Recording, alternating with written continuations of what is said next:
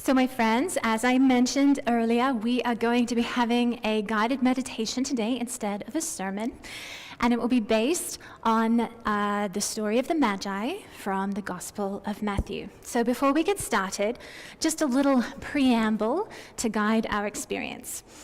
So, as Swedenborgians, our interpretive framework is always to see biblical stories as ones that play out within ourselves in our internal life. And so as we sit here in the new year, believe it or not, somehow it's the new year already, we might be feeling a variety of different things. Our contemplation as we sit here today might feel heavy. It might feel hopeful. It might feel some of both. And in the story of the Magi that we will hear, we are invited into the realization that there is always an essential journeying that is possible for us. We don't have to travel as far as the Magi did, but even in small ways, we can travel and expand and learn within our own hearts and minds, and they can be filled with starlight and curiosity and steadfastness. So the questions we are asking today are, what is it that the story of the Magi asks us to see? First, we'll find that there is Herod.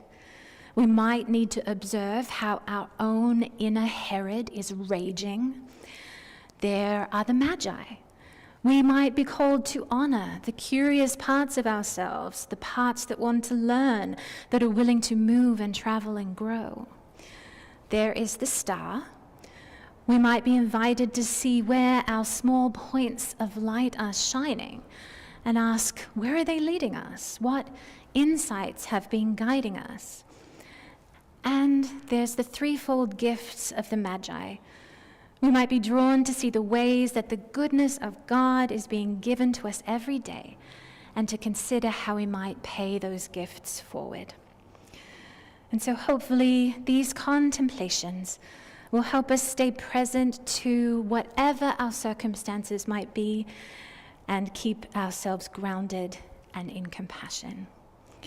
So I invite you then to just get comfortable in your seat wherever you are, to close your eyes if you wish, and to start with taking a couple of deep breaths in and out. Breathing in and out. And with that out breath, let it ground us down into our seat, ground us towards the earth, knowing that we are held in love right where we are. And so we begin with the Gospel of Matthew, chapter 2. After Jesus was born in Bethlehem in Judea, during the time of King Herod, Magi from the east came to Jerusalem and asked, "Where is the one who has been born King of the Jews? We saw his star when it rose and have come to worship him." When King Herod heard this, he was disturbed, and all Jerusalem with him. When he had called together all the people's chief priests and teachers of the law, he asked them where the Messiah was to be born. "In Bethlehem in Judea," they replied. So as we hear about Herod, a cruel king in the story, we are invited to consider the ways in which our own self-serving spirit tries to assert dominance.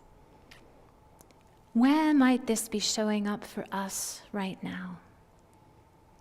And can we hold these feelings in compassion while at the same time not acquiescing to their energy?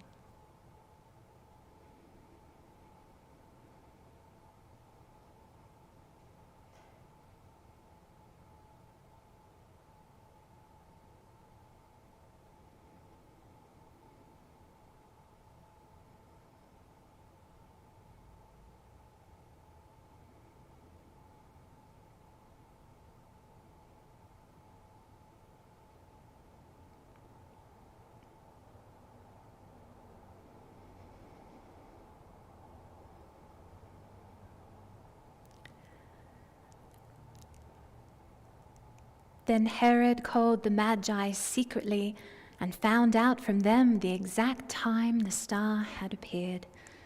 He sent them to Bethlehem and said, "Go and search carefully for the child. As soon as you find him, report to me so that I too may go and worship him."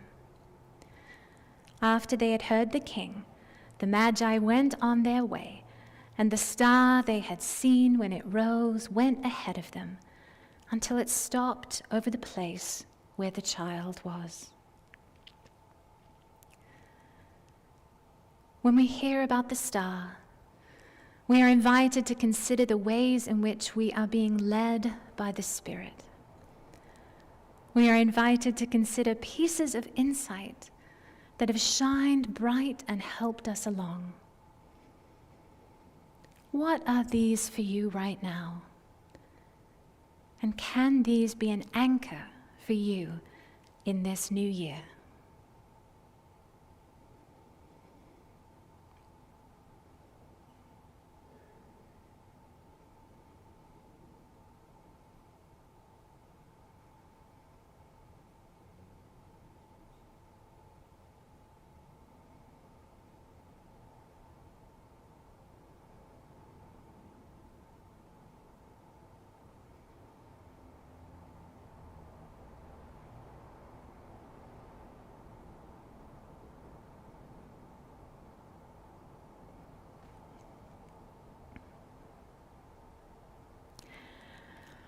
When they saw the star, the Magi were overjoyed.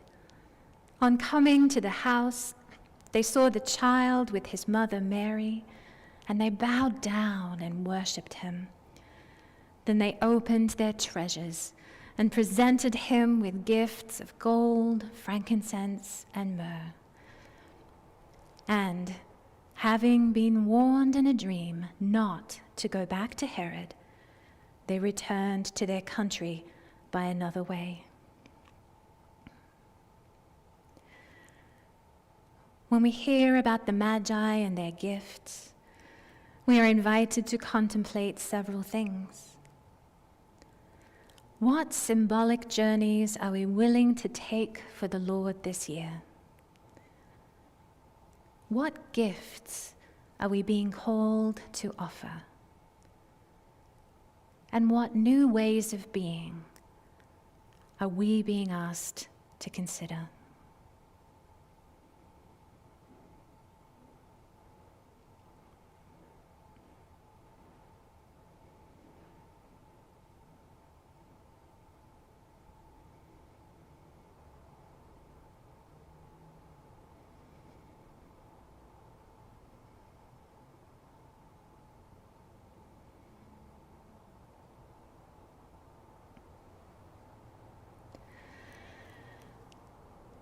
And so finally, we will end with a blessing entitled "The Map You Make Yourself," written by Jan Richardson. You have looked at so many doors with longing, wondering if your life lay on the other side. For today, choose the door that opens to the inside. Travel the most ancient way of all, the path that leads you to the center of your life. No map but the one you make yourself. No provision but what you already carry, and the grace that comes to those who walk the pilgrim's way. Speak this blessing as you set out, and watch how your rhythm slows, the cadence of the road drawing you into the pace that is your own. Eat when hungry, rest when tired. Listen to your dreaming. Welcome detours as doors deeper in. Pray for protection. Ask for guidance. Offer gladness for the gifts that come, and then let them go. Do not expect to return by the same road. Home is always by another way, and you will know it not by the light that waits for you, but by the star that blazes inside you, telling you where you are is holy, and you are welcome here. Amen.